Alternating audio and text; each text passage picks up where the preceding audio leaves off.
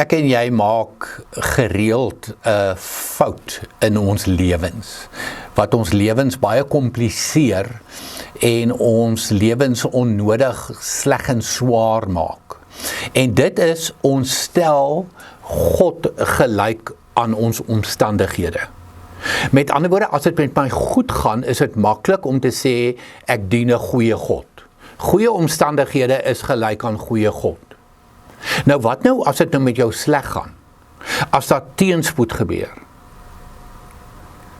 Is God steeds goed? Die antwoord is verseker ja.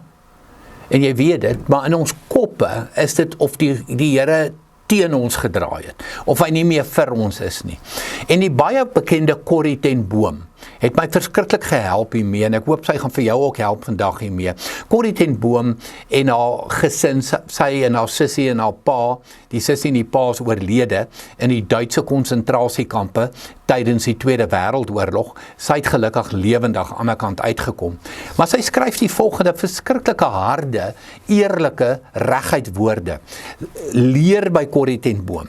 Often I have heard people say how good God is. We prayed that it would not rain for our church picnic. And look at the lovely weather. So op dit mooi weer, so God is goed. Yes, God is good when He sends good weather.